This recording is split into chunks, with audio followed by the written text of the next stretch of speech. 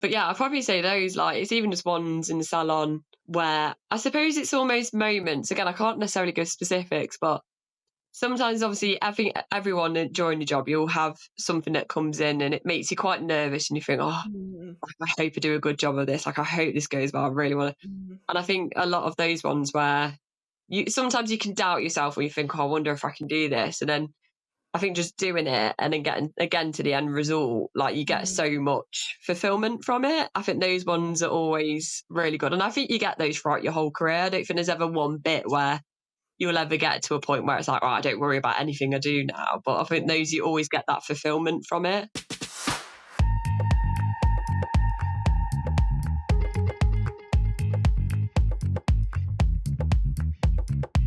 Hello and welcome back to the Face It podcast. I'm your host, Jessica. Today we welcome a lovely new guest to the show. But before we do, I just wanted to ask you to consider leaving us a review. So if you are an Apple user, you could go to your podcast app on any Apple device, search for Face It podcast and write us a review there. You could tap the stars as well to just rate us, but obviously leaving a few extra words really helps to boost our rankings. And obviously the bigger the podcast get, then the more amazing featured guests we can get on board as well. So thank you so much for those of you who have. Don't forget you can rate, review and subscribe wherever you get your podcasts as well. If you would like the chance to come on and chat to me about your experiences, share your stories and your expertise, then let me know. You can find us on Instagram at FaceItPod or message me personally at Jess_Messenger. That's Messenger, MESSENGER. I'd love to speak with you about your businesses. It is though now time to introduce our guest for today. So Louise from Louise Hair, welcome to the Face It podcast. Thank you. Thank you for having me as well. Thank you. Thanks for joining me. It's nice to get a hairstylist and colorist on. We are just starting to sort of branch out and invite further afield in the beauty industry, I suppose. So it's nice to get a bit of hair on today. You've been working in the industry now for about 10 years. Is that right, Louise? Yeah, about 10 years strong, yeah. Yeah, it's a long time. So how did it all start? What was the beginnings? Like, did you have a passion for hair? How did you come into the industry? So, well, obviously, it all happened when I left school. So basically, when you leave school, it's always like, I've got no idea what I really wanted to do. I know I didn't want to go to uni. I just didn't have any kind of academic power left in my brain. So I was like, I'm going to try doing something creative. I've always been quite a creative person, whether it's like painting, drawing, different stuff. I also had an interest for travelling, and I knew that I kind of didn't want to live in the UK long term. So I kind of thought, what jobs could I do that kind of incorporates everything in one? And I was always known at school for having like bonkers back combed hair that was like huge and all different stuff. And I had it interested in hair. So I thought, I'm just going to give hairdressing a go, try an apprenticeship, see if I like it, start earning a bit of money. And I've just never stopped. I love that kind of came from sort of this passion to be able to travel with a skill as well. Like I hadn't realised that. Have you got to do much travelling, or is that on the agenda? Like, where are you at in that part of the dream? So I did do a year in Australia, and it kind of, with my hairdressing and stuff, it did allow me to, basically when I was staying in hostels and stuff like that, I was cutting people's hair. So I was charging Amazing. them cheaper than obviously what it'd be in a salon, and it made I could have a little bit of money on the side as well. And it was Amazing. a good way of meeting new people. Like if I could just kind of speak to anyone from anywhere and just be like, do you want a haircut? It was a good way of making friends and stuff. Yeah, it's brilliant. Like I've never heard of anyone kind of looking at it from that approach, really. I think you're the first one that said it, and it's so true. And I think, a lot of people that come on this podcast have got various different industries, but they have all got skills like that where they can sort of travel with it and just pop up wherever and, like you say, for a Yeah, bit of money and tide you by if that's what you want to do. So, it's really, really yeah. interesting. So explain to those of us that don't come necessarily from a hair background, what's the difference between a hairdresser and like a specialist, a colour specialist, or there's all these different tiers, isn't there, with hair as well? You normally find when you go Yeah. in a salon, people working at different levels. So just treat us like we're totally thick. What is the difference? I would say, to be honest, I think the main difference between, say, a hairdresser is kind of like everyone should kind of have that all around like cuts, colours, blow dry style, and all that kind of thing. And I think with a hairdresser, as such. It's kind of like you're interested in kind of doing your all around, so you just want to kind of do a bit of everything. I think with kind of more like your specialists, so again, like your colour specialist, stuff like that, it's kind of something that you're probably even more passionate about within the industry. So I think with like colour specialist, it's kind of like you really love doing colours, and it's kind of you almost get those more advanced colours. So obviously you can get like your retouches and stuff like that, but it's almost like your colour corrections and ones that really make your brain go is kind of more for down that specialist route. That's how I would kind of say. Same with like cutting specialist as well. It's like you're really, really, really passionate about cutting, and that's kind of more the thing that you want to do rather than a bit of necessarily everything. Yeah, rather than being an all-rounder. And does something like that, require extra training? Like, how does that work in the world of hair? Like, how do you go about becoming more of a specialist in one area? I would say to, obviously with a specialist, I think in my eyes, it's kind of with specialisms, it's something that you've really put like a lot of education into. You've took a lot of time to kind of delve in deeper into that part. So whether it's you've done loads of extra education, you've put a lot of extra time into that special thing, and generally just kind of gathering as much knowledge as possible to put towards that. Because I think that's what, when you specialize in something, I think that's what you kind of want to do. You want to put everything that you've got into that one thing, that little bit more. Yeah. And how does training work for you guys? Because, like, I'll be honest, I've got such a basic level of knowledge about your industry. Like, I'm obviously a consumer of the industry. Like, I go and have my hair done, and like, that's it. That's as far as my knowledge goes. So, Yeah. like, like you said, you went to college, you've got the college route, the hair and beauty, like level 3, is it sort of route, level Yeah. 2, level 3s. You've then obviously got your apprenticeships. But after that, is it master classes? Do you go to like brands and they do their own master classes? How does that work? So yeah, it's basically a bit of everything. So I think a lot of it does, it kind of depends what kind of employment you've even got. So I've been a self-employed hairdresser, and I've been an employed hairdresser. And a lot of the time when you're employed, it's very much encouraged that you can do courses maybe through the brand at the salon. So they want to do education courses using their colour. Mm, It depends even sometimes in employment, the person that owns the salon, how much they want to kind of invest in their staff to get them mm, trained, and stuff like that. And then since being self-employed, a lot of it kind of comes down to yourself now. So it's that thing of investing in education courses, whether that's something to do with like colour, cutting. There's a lot of online free stuff that's quite good. Even stuff like other hairdressers. mm, They tend to do a lot of this kind of subscription stuff now, where you can watch videos basically of them doing colours and their advice and all different mm. stuff. So there's so many options for education. It's always just finding the right one, because it's almost exploded recently. There's like so much out there that you've got to find the right one. Yeah, that's what I was probably getting at. I was interested to know how this kind of education world was taking form in your industry, because obviously in the aesthetics industry it's exploded. Mm. It's quite easy to sort of do your own masterclass or set up your own training academy. So I was intrigued to know, are hairdressers and specialists kind of jumping on that now and doing their own digital content? Yeah. So they are kind of starting to do Oh their yeah. own.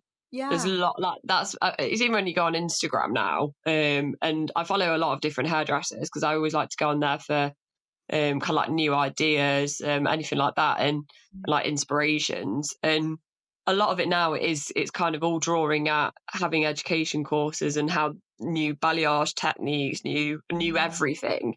And it can almost be overwhelming, because I think sometimes it makes you think what you compare it to other people's techniques and all different stuff, and you kind of think, okay, well, this one thing that I know, you look at a different technique that someone else is doing, and you think, oh, which one's better? But I mm, think it's all very, you learn a certain way, you get your own kind of techniques at the same time. So it's making yeah, sure that you don't focus in on that too much, if you know what I mean. I feel like sometimes you can always be told too much yeah, that you start yeah. You can then looking at overwhelm your own yourself technique. with different techniques, Yeah, can't you? And yeah, like and you say, it's it's you develop your own technique by engaging with all these different types of education, and then from that you can develop your own way of working, I That's it. suppose.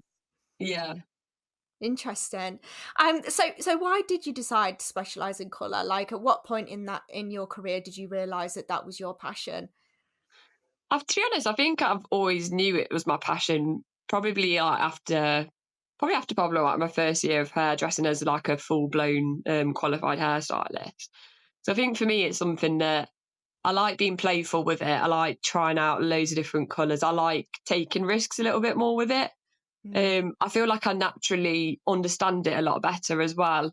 It's almost like I can really simplify things with colour and look at it in a different way that I find really easy to understand. So being able to do like colour corrections, also like it feeds my brain. I get mm. a lot of satisfaction from it, kind of like the whole journey of doing it and the end result as well. Do you feel like color theory came quite natural to you, or was it like, did you have like a light bulb moment where it just sort of clicked? I do feel like it was quite a light bulb moment, to be fair. Like I think when you're training your apprentice and stuff, because you're gathering all that information, Mm. I think you're trying to understand it better. But I think until you actually apply it and you start seeing it physically, I think then it's kind of like it just starts and you start experimenting. I think it just starts to click, and then you think it really just goes into your brain a bit more. Mm. Yeah, I think it's the same. Obviously, I come from PMU, and it's the same with color theory. With that, I feel like you just end up with this light bulb moment where it just suddenly the pin drops, and you're like, ah, yeah, okay, I get it now. But it does take a little while to grasp it. So I have, got this question here, and I send people their questions beforehand. Those of you listening, just so they can have a little bit of a look through. We've sort of touched on it, but what training did you have to go through to become sort of as good as you are at this field? Because you are great at colour. I know you're probably going to sit there and go, "Oh no, I'm not," but you Thank are you. amazing with colour. What steps did you have to take? Was it more just practice? I know you use yourself as your own guinea pig quite a lot. Yeah. To be honest, yeah, I would say I think a lot of it is self confidence. Like, obviously, I did my apprenticeship, and when I was at the salon, I think one of the main turning points for me for actually like color techniques and doing color was when I was a color technician, which is basically in the salon that I worked at. Once you were becoming towards the end of your apprenticeship, you would literally be doing stylist colours within the salon. So whether they'd be senior stylists, any kind of stylist, you do the colour for them. So I'd literally Oh. do it for the whole day, 9 till 5, 9 till 7, just Mm, doing colours. And I think that kind of like repetitiveness, having feedback from the other stylists as well, mm, that massively helped me. And then I think after that, a lot of it was kind of self experiment. So I think it is always that thing you've just got to kind of do it and have confidence in the knowledge that you've got. And I think it just works up from there, really. yeah, I think you're right. Definitely. So tell us about experience you've had in developing as a colour specialist. Like, have you got any like great moments with colour that come to mind, or have you got any sort of disaster moments? If it's yourself, someone else you've witnessed, anything that you can tell us. Yeah. So I was really trying to think with this one because, like, it's hard for me to almost pinpoint like Mm, specific bits because I mhm. feel like it has been such a journey. Like, there was one time when I was working as an employed stylist and I was in a salon. It was really, really creative, and we kind of got a lot of freedom to kind of do almost like do whatever we want. Like we could be quite expressive, and it was quite encouraged. And I'd always wanted to do shaved head art. So literally, like you've got a paintbrush, you got some paint, and I just do some crazy design on someone's bleached shaved head. And it's so hard in Derby to actually find anyone that will Yeah, let you do that because it it's is. very rare that people have jobs and all different stuff that allow them to kind of have that. Yeah. And I did manage to find one person. I literally saw her in the street and I just ran after her. I was like, excuse me, excuse me. I was like, please let me. She was like, girl, I was like, will you let me Amazing. do kind of like a coloured head art? She looked like she'd quite be into it and she was kind of like up for it. And she literally let me do Oh, anything. So wow. I just kind of got to do that, and I did do like a very bright, colourful, cartoonish kind of art, and that was probably one of my favourite things I've ever done, because it's kind of like to be given complete free reign Mm. over someone's hair. It's like it's a really nice honour for someone to do that, and yeah, it can be very fun to do that. Yeah, it's a Um, rare moment, isn't it? I think, like you say, to do something quite extreme, and like, kudos yeah, to you for just running up to it in the street like, "This is my one chance. I'm gonna Please, take it when you please see it. let me dye your hair." But yeah, for those of you listening, if you want to go and have a look at this one, I believe this one's pinned on your profile, isn't it, Louise? Yeah, it is. But Yeah, it is epic. It's really good. So yeah, go have a look so that you can sort of see the visual of what we're talking about. But yeah, I suppose more of those would be nice, wouldn't it? But like you say, it's finding the right absolutely. candidate. Yeah, definitely. Um, but yeah, I'd probably say those, like, it's even just ones in the salon where I suppose it's almost moments. Again, I can't necessarily give specifics, but sometimes obviously everyone during the job, you'll have something that comes in and it makes you quite nervous, and you think, oh, Mm, like, I hope I do a good job of this. Like, I hope this goes well. I really want to. mm, And I think a lot of those ones where sometimes you can doubt yourself when you think, oh, I wonder if I can do this. And then I think just doing it and then getting again to the end result, like, you get mm, so much fulfillment from it. I think those yeah, ones are always really good. And I think you get those throughout your whole career. I don't think there's ever one bit where you'll ever get to a point where it's like, oh, I don't worry about anything I do now. But I think yeah. those, you always get that fulfillment from it. Yeah, I think it's nice because it kind of reaffirms your knowledge as well. You know, when it does go to plan and you had that little moment and it's like, I do know what I'm doing. That's Yeah. nice. I do know. It just reaffirms your knowledge, really. And I'm pretty sure everybody listening who works within aesthetics or whatever field they're in will have had the same moments over and over again. And like you say, I don't think that ever really truly goes away. And that's just part of the course when you're dealing with another person, you're touching someone else's hair or face or part of their Yeah. body. It's natural to be nervous. So what is it about color that you love so much then? I think with colour, like, I think it is that thing of helping people kind of express themselves, I suppose. Like, Mm, obviously, I do a lot of vivid, so obviously really bright colours. I do a lot of funky colours. I suppose ones that would be classed a little bit out of the norm. And I think I extra enjoyed those ones because they give a lot of people confidence, I feel, or say people have always wanted to do it and it doesn't matter what age, anything like that. They just kind of want to go for it. And it's nice to kind of see that happiness that they get. yeah. Um, yeah, Yeah, no, I get that. It's quite transformative, isn't it? And you think, oh, I yeah. did that. I gifted them that feeling, which is really nice. Is there something to be said for just being willing to practice on yourself and use yourself as a case study? We touched on it lightly earlier. I know you say that you've like used yourself as your own kind of case study. You do Oh, change your yeah. hair quite a lot, don't you? Literally, like, it's a bit of a running joke with my clients that I think every time they come in for an appointment, they won't recognise me because I've got different hair every time. But I do love experimenting on myself because I like to almost use colours or do colours in a certain way where, say, I've always thought, oh, I wonder what this looks like, or, oh, I'd love Mm, to try and do this. And it's kind of like I haven't necessarily got a client that I can do it on. I mm, do use myself as a bit of a guinea pig. And it almost gives me a bit of that, again, it gives you kind of like that extra confidence mm, to try new things. And if you've got a vision that you've always wanted to do, it's like, why not do it on your own hair?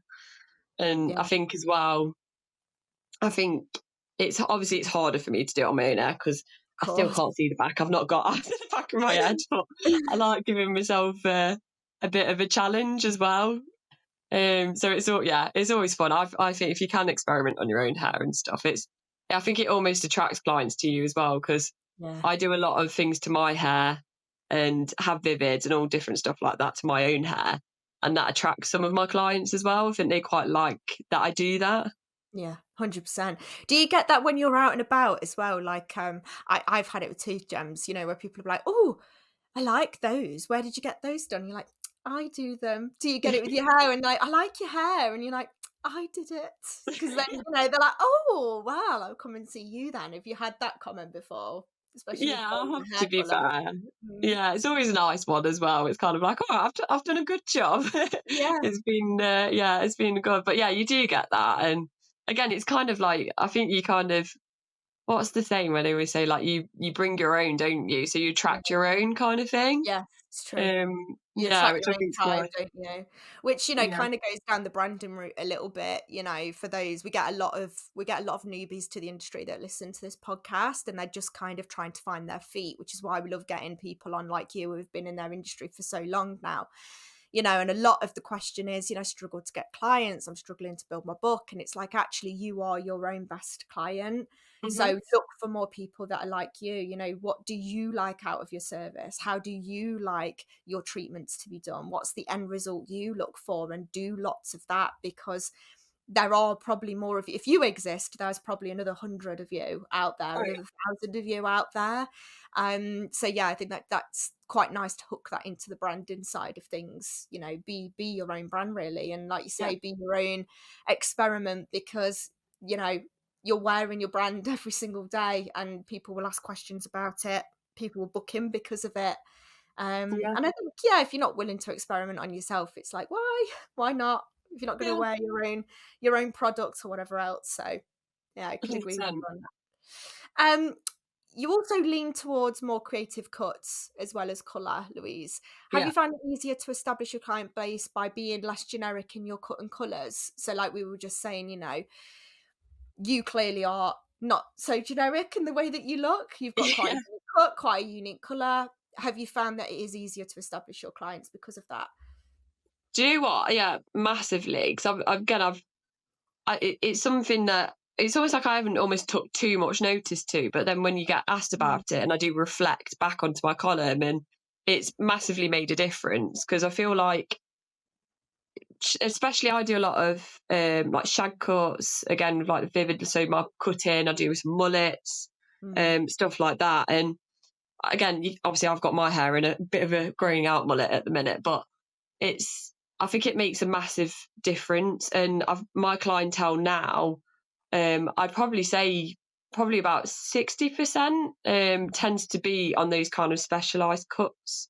mm, And I've got worked in many different salons of all different vibes. I've been in kind of like your most classic. I've been in kind of more edgier salons, I suppose, and stuff like that. And I've really managed to actually tailor my clients mm, to things that I want to do. So whether it is vivid and the shag cuts, mullets, and it's been easier to even build my column now as well, mm, on things that I'd like to do, especially over the last kind of 2 years.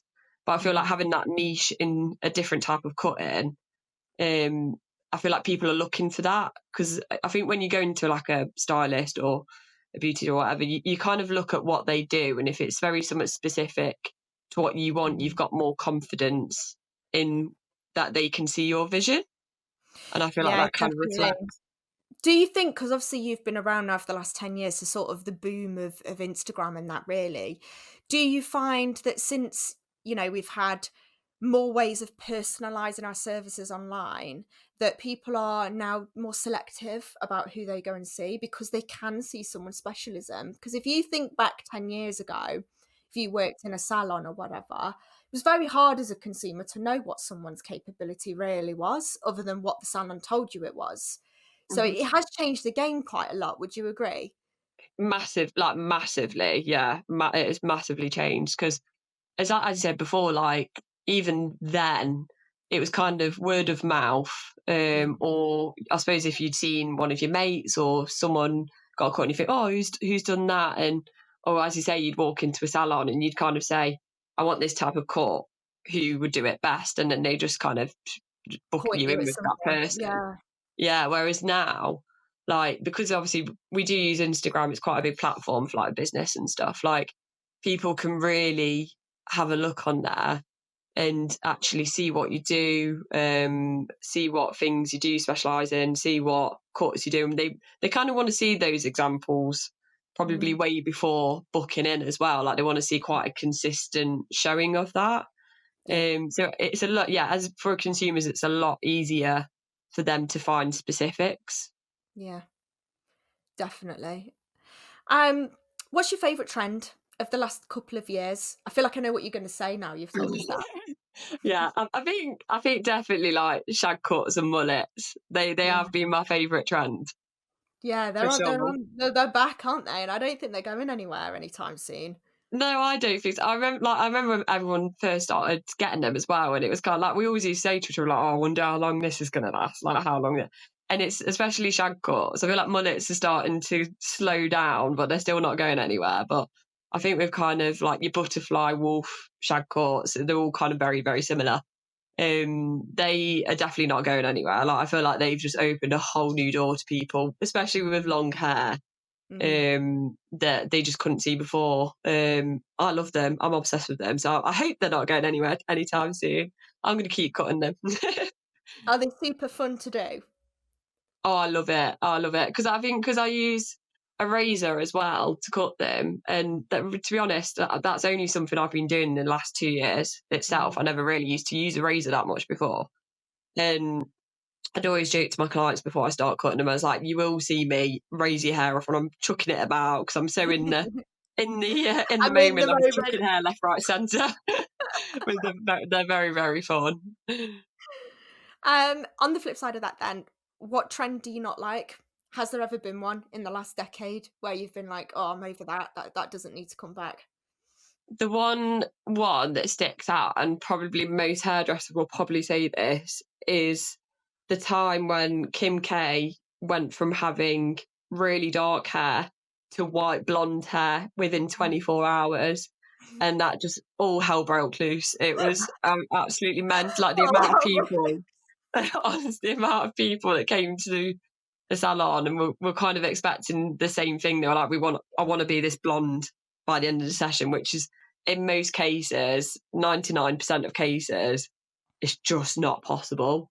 hmm. So it's really hard trying to kind of explain that to people and all sorts of stuff. But yeah, it was crazy how much of an impact that made, literally like overnight. Do you actually think that she managed that in 24 hours? I think you could manage it in 24 hours if you basically you're going to expect massive amount of breakage, Mm. hair loss, all different uneven tones, basically everything that you don't want with a colour, you would end up having with that. So it's almost like you could probably do it, but the things that you would be sacrificing, you wouldn't Mm. want to do it, and nobody would want to do it for you either, if you know what I mean. Yeah, totally. And the thing is, she's got all the money in the world to fix the problem, hasn't she? You know, she can have Yeah.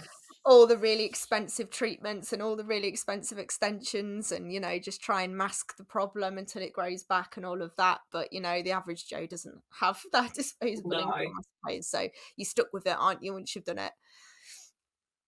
Would you cut someone's hair in a trend that you aren't a fan of if that's what your client wanted? To be honest, I think with this one, I think again it's the work that you produce and the things that you want to do. I think really to make the best of something, you've got to have some passion behind it and you've got to want to do it. Mm. So I think it is that thing of, I think if someone comes along and asks for a cut that you not necessarily feel comfortable doing, or you might not be a fan of, again, you're not going to put your full effort into it. So Yeah. I'd probably say to look at it and be like, if it's not something that is what you like doing, or in a sense that you feel comfortable doing, Mm. I probably wouldn't do it. And I would Yeah. suggest to go to someone that would do it because they do a better job, essentially. I totally agree. I mean, that's how I operate my business. Obviously I don't work in hair, but the ethos is the same. And I think we say this about aesthetics all the time. If it's not for you or a service you don't want to do, like don't offer it, let them go somewhere else. Yeah. I just wondered if hair's a bit of a strange one. I know I've probably had, I mean, I'm talking, 15, 20 years ago, I've probably had cuts and colours and things with people who probably shouldn't have done it because they weren't really well Mm. versed in what I was actually after. That Yeah. rather than turning the client away, they've gone and said yes to doing it. So yeah, but I think Yeah. you're totally right. I think, especially nowadays, I think people are less inclined to just say yes now because I think um you know, back in the day, it was a lot harder to make a complaint, wasn't it? You go in and kind of complain at their face or complain at the manager of the salon, and that was about it. Whereas now, Yeah. you know, you've got Google reviews, you've got leaving comments all over your Instagram, you've got loads of blowback that you know, you didn't really have before. So I think people are a lot more tentative now about doing things that they're not sure about doing. Yeah, massively. And I think it's important for that client is coming for, they're paying for that service. That service should be like a relaxing time, it should be a nice time. And I Yeah. think I think it's you want to give them that service. So if you feel like that's not what the service they'll receive, in a sense of it's not something that you kind of feel comfortable doing, as you say, I think just go to somewhere that is. Just own it. Yeah, just own it and move on to Yeah. the next client. And that's the thing.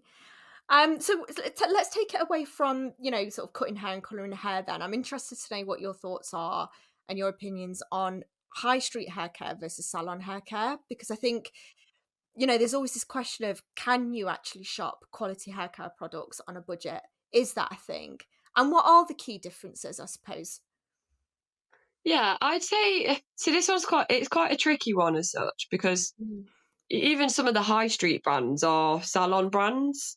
mm, So it's kind of like they're so intermixed. And I think you get a lot of up and coming brands as well, which are like making a breakthrough that aren't necessarily salon brands, mm, that you get online and aren't necessarily in the high street either, that are really, really good. I do feel now with high street brands, a lot of them obviously we know of, and I think they're definitely improving. I know like back in the day, certain brands used to be known for really drying your hair out, mm. aren't very good for your hair, which some of them you could kind of, what works for some people doesn't work for others and vice versa. So it's always that thing of, I think there is certain brands that, because they do mass produce, you might think, okay, they might not be as good quality, or they might not be Mm. as ethical and stuff like that, which is something to look at. But I do think some high street brands that did have a bit of a bad rep, I feel like they are working on their products and they are getting better. Like I think they're I feel listening. like they've not had much choice, have they? Because the consumer No. demand is there, I suppose. Yeah. So yeah, I do feel like they're getting better, but I think at the same time, obviously high street brands and as I say, salon brands as well, like you can get a lot of them in the high street. Mm, So it's just looking at I suppose their ingredients, and just looking at reviews. I think reviews are always good. yeah. What ingredients would you say to people to look out for in you know, if I'm looking for a shampoo, what should I be looking for in my shampoo? So obviously you've got the one of sulfate and paraben free. Mm, With those ones, we always try and go for the ones that haven't got it in. mm, A lot of the time they have it in because it's a preservative, so it keeps the life of the shampoo on shelf longer, mm, and stuff like that. And certain, I think it's the sulfates, basically make the shampoo foam up. yeah, So they're not necessarily actually doing anything good for your hair. It's kind of things, placebo things that people want. Like, if your shampoo doesn't lather up, you don't think it's doing its job, yeah. even though it might be. It's like a Hmm, thing we've always been told. But those things tend to dry your hair. It can make it quite knotty. mm. You don't really need them in. So we always try and say, look for the ones that haven't got those in. Yeah, that's good. And for conditioners, what are your thoughts on conditioners? Tell us the right way to wash and condition our hair. I already know the answer to this, and I only know this because a couple of years ago someone actually told me, but just for those listening. So, well, I suppose always shampoo twice. So we always say the first shampoo basically gets rid of any kind of product and oil build-up and anything like that. And then your second shampoo, you're basically getting the goodness of the shampoo. So say the shampoo is moisturising, it adds shine. You basically need the second shampoo to actually get onto your hair and do that job. And then obviously with conditioner, you kind of want to towel dry your hair a little bit, and then just put a small amount through your mid lengths and ends. Don't really necessarily want to put it on at your roots. Obviously, if you've got a bit of a dry scalp, you can a little bit, but you want to keep it on just mid lengths and ends, really.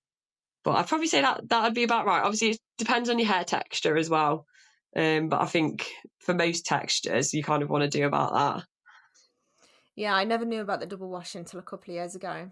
Genuinely, I don't think anyone had ever mentioned it to me before, and I was, like, No, mind blown. What? I'm supposed to do yeah. this course? Be washing my Obviously, I hair do all in my now. ball Yeah, off. I've been washing it for, like, 30 odd years and only been doing it the once.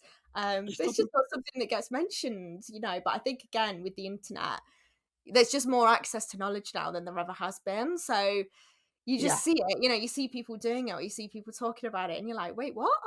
Yeah, It's I like think these little, it's like wearing your bobby pins the wrong way. I remember when I mhm, found that out, and that was just some, like, little life hack thing on Instagram, and my mind was totally blown. I'd been wearing my yeah. bobby pins wrong for, like, 30 years. Yeah, I think we get trapped in that thing of everyone must know already. I think Yeah, especially, when it's like your trade or something that you do, because you know it, you assume everybody else knows it, even though they don't. I it's think so because it's so, true. and you forget that. Yeah, I say this about, when people are looking to try and come up with content ideas and stuff for their posts, and it's like bring it back to basics. And when I say Mm, basic, I mean basic, because just because you know it, because it seems such a simple piece of knowledge to you, doesn't mean that your clients have any idea about it. So that's yeah, always a really good way to fish through your content and think, what tips and stuff can I give? Work from the bottom upwards, and I bet you bottom dollar there'll be people that have no idea about those very, yeah, very basic 100%. things.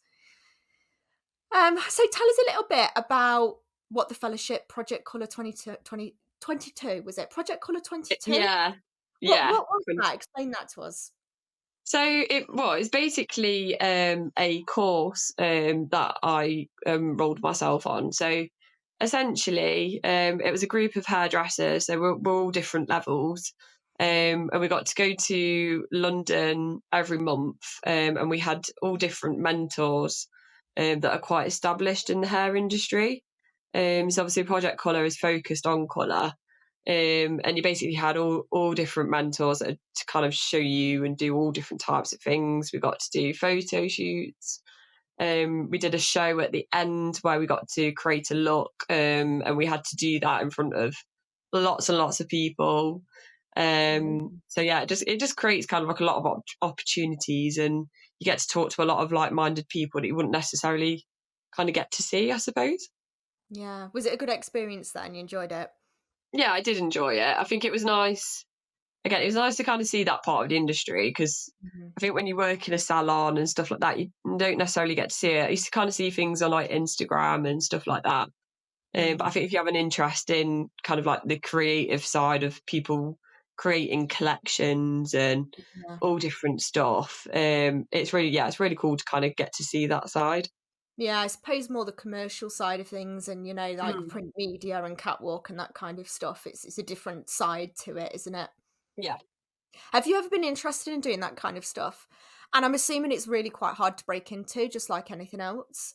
Yeah, I think I've dibbled and dabbled in it, where I think I've kind of I wanted the experience to see what it's like, because I Mm, think that part of the industry, I do feel like it's either one of those, you either love it or you hate it, yeah, because it's a bit more of, I don't know, I suppose you could kind of see it as a bit more pressure in a sense, because the yeah, things that you tend to do is working with, say like you do fashion week and stuff like that, it's a lot of pressure in a small amount of time to create mm, looks. But I think you're either going to love it or hate it, because you get to be creative.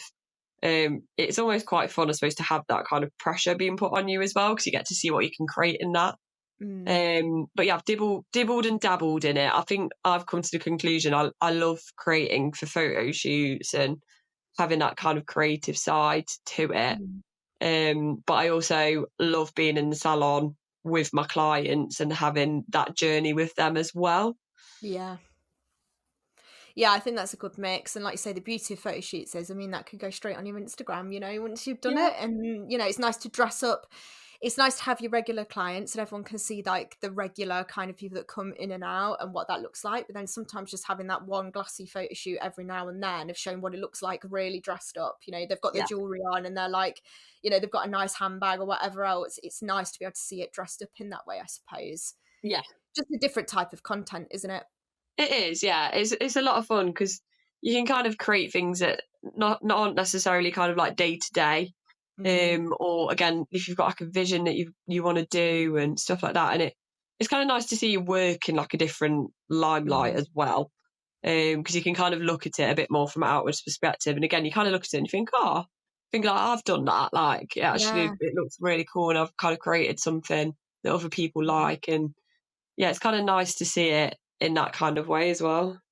Yeah, I think it's hair's a very personal thing. Like for me, I've always been very, very attached to my hair. I always feel it's a really big part of my identity. You know, I've had a lot of colours and Mm. stuff over the years, and yeah, it's always been quite closely linked to my identity, I would say. So it's quite interesting. You know, some people don't really care about their hair all that much. Yeah, But I think for me it's definitely like an accessory. yeah. And I'm assuming for you it's the same thing, really. Oh yeah, yeah, definitely. Like, I think with my hair, like it's even sometimes it depends what mood I'm in. Sometimes, you know, when you just want a complete change up and I want to Yeah. just kind of refresh my whole outlook. For some reason, changing my whole hair makes me do that.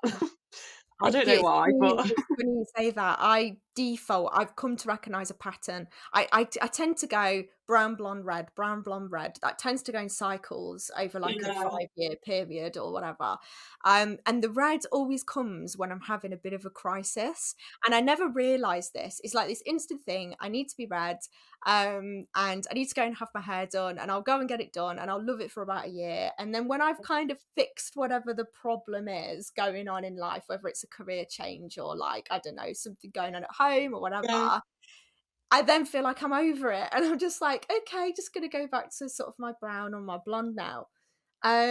Which is really, really interesting. I know there's a lot of this stuff online about red hair being like the go-to. It yeah, seems to map with me and my life for sure. yeah, yeah. It's funny. I think it just kind of shows, I suppose, how we do express ourselves outwardly as Yeah. well, isn't it? With how we're feeling. I think it's because you can control that. So I think, God, we're getting very psychoanalytical here, but I think there is Yeah, something to it. When you kind of feel your life is a little bit out of control and in turmoil, it's like the one thing I can control is my appearance and my yeah, hair. So it's like, right, well, I'll just get more tattoos, I'll dye, I'll change up my hair. And it mhm, seems to be like this whole image overhaul yeah. that seems to happen in that time. Yeah, I can totally relate to that. Like, I think you can see the amount of Yeah. tattoos and different hair changes I've had. I could Yeah, there is definitely, yeah, definitely something in it. there is Some people 100%. might disagree, but for me, it definitely maps. We are coming to the end of the episode now, Louise. You've been amazing. So I'd be interested to know, like, what's next for you on your journey, and do you have an end game with Louise Hair? Like, is there something that you would like to achieve in the future, or are you quite happy just coasting along right now? Like, where are you at? I think at the minute, I think for sure I've had a lot of changes kind of happen in the last year, I suppose. Where I've had changes with where I'm working, and all different stuff. And I think my focus at the minute is getting kind of really secure where I am. I'd like to kind of amplify, I suppose, some of the services that I'm doing at the minute. And I really want to kind of push myself more on that and things with creating for photo shoots and stuff like that. So Mm. hopefully more of that in the future. But yeah, I'd probably say that, to be honest. I think at the minute it's kind of figuring out fully what's the next plan. Yeah, I think you're right. I think just making that having a bit of an easier 2024, because like you say, I think 2023 you had to move a couple of times, didn't you, for various reasons. Um Yeah, and so yeah, you probably feel like you've just settled on relatively firm ground now. So it's like, let's just chill here for a little bit before we change yeah, anything else. that's But the it. photo shoot sounds like a great idea, and I think, just from a creative point of view, from a content point of view, it's nice to have something a bit different. So yeah, you'll have to scope around Derby and just see if you can find that next shaved head and run up to someone else and go, "May I do your hair, please?" 100%. It does